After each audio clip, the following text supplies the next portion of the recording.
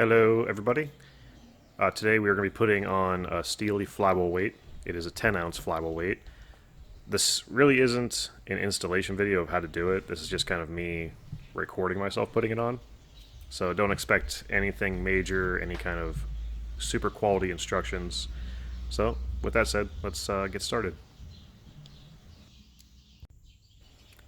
This is how your flywheel weight's going to come. I can't stress enough how high quality these parts are. I mean, these are hands down my favorite flyweight out there. I've had it on 2 different bikes now. My last bike, it actually came with it. This one was my first one putting on. The instructions, you don't need those instructions. Don't worry about those.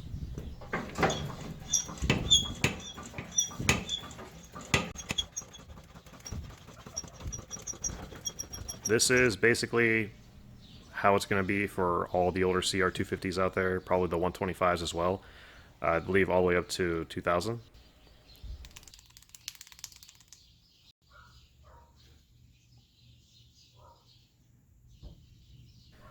Start with just getting rid of all those screws. You want to take the cover off. Mine's Phillips. Most of them are going to be that. If anybody ever replaced them, probably going to be like an 8mm, hex head. So get all those out of there. It's going to give you access to your flywheel, and that's where all the magic's going to happen.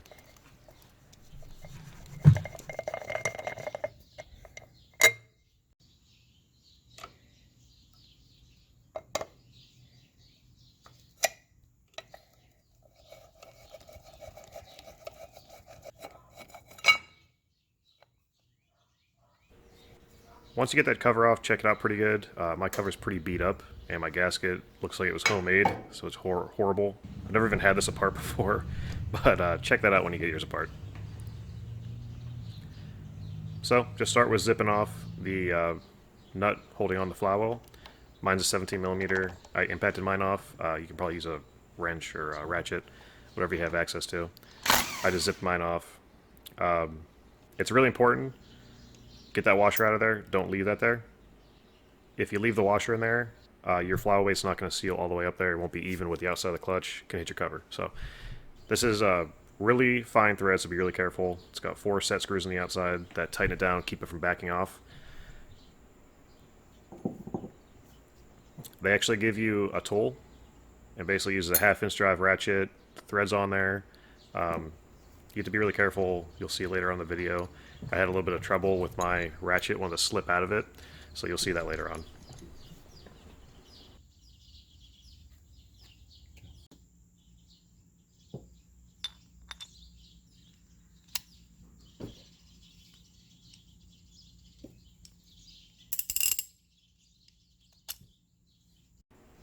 Now, to be able to torque down this flywheel weight once I get it on there, you need like a piston lockup tool. I actually ended up 3D printing my own. You can kind of see it there compared to the spark plug. The reason you need that, as you can see, when you try to torque it, your crank's going to just turn over and turn over and turn over. So you get that thing in there. This is me threading mine in. It actually printed really, really good. Just threaded right in there. I didn't even have to clean up the threads, so I was pretty happy with it. If you guys are interested, I can actually make a video of me making that and it 3D printing, like a time lapse, so let me know if you guys would like to see that. But once you get that on there, you can see here how it actually works. Your piston's going to roll over until it touches it, and then it'll actually stop it from turning. That's going to let us be able to torque that thing down.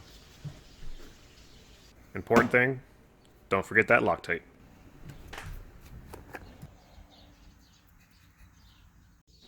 And remember, just a dab will do you.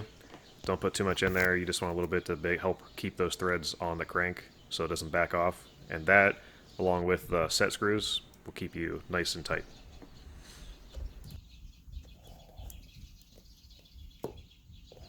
Like I said before, the washer, we're not going to be using that little guy, so get it out of here. Once you get your piston lock in there, you're going to keep the crank from turning over. Now you're ready to put your actual flyweight on there. Make sure you have the Loctite on. It literally was the smoothest thing I've ever put on any kind of threads. It just like spun right on. Super easy.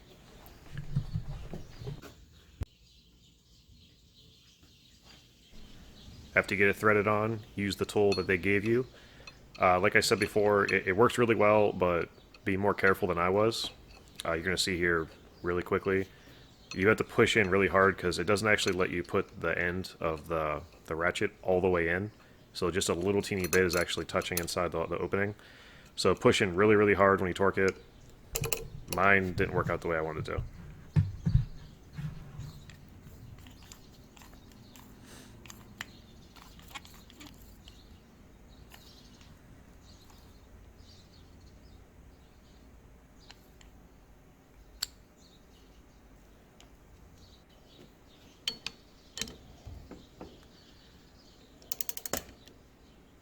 So right here you can see that piston lock is actually torquing up, taking a little bit of load. Right here is what I was talking about. You can kind of see it. I get it torqued, and I go in to check and make sure it is torqued, and you'll see what happens. It just kind of spins right out, and it really mars up the finish on the inside of that tool, which I was kind of bummed out about, even though I'm probably never going to use it again.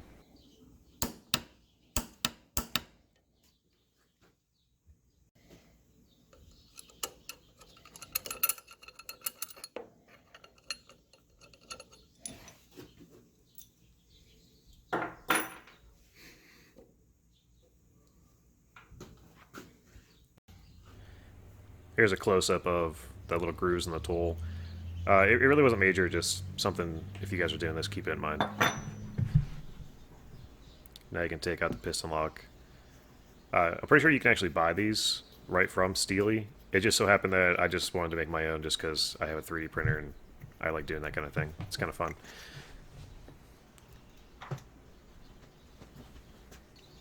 Right here I'm going to show you, it did kind of deform the tip. It kind of like mushroomed it over, so it held up really, really well. I mean, the threads actually held that piston on 42 foot-pounds. I was super impressed, but it did kind of like mushroom over the tip or bend it over. But either way, worked. I'm happy with it. Once I got everything torqued, basically I just had to set in the set screws that are going to lock it in place.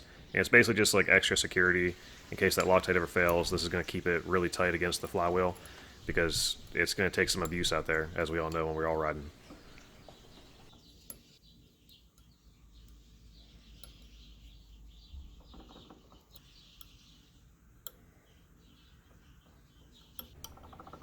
Once all 4 of the set screws are nice and tight, you don't have to go crazy, just snug them up.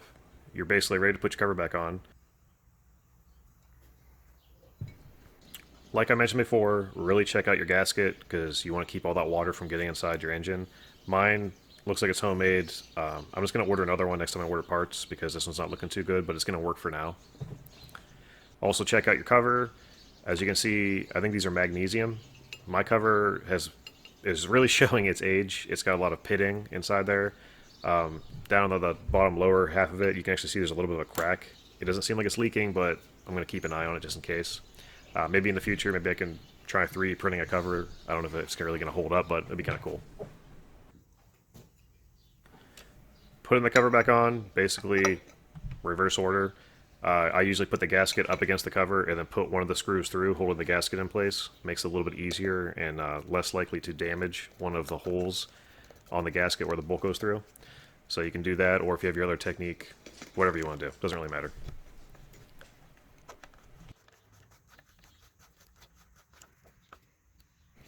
Once you get them in there, just basically go over all the rest of the screws, snug them up, don't over tighten them, just get them nice and snug. There's really not much pressure on there. Once you get all 4 of the screws tight, covers on, that's the end of the job. Super easy, not complicated. The only tools you needed were that piston lockup tool. If you don't have that, you can try impacting it on. I really don't recommend that because you want to torque that thing and make sure it's good. But check these guys out. If you guys ever need a flywheel weight, they make them in, I think, like 8 ounce all the way up to the 14 ounce. I kind of wish I would have got a heavier ounce weight, but we're going to see how this rolls for us. Next video, we are going to be putting on this little guy. Hope to see you guys there. Thanks for watching. Hope to see you soon.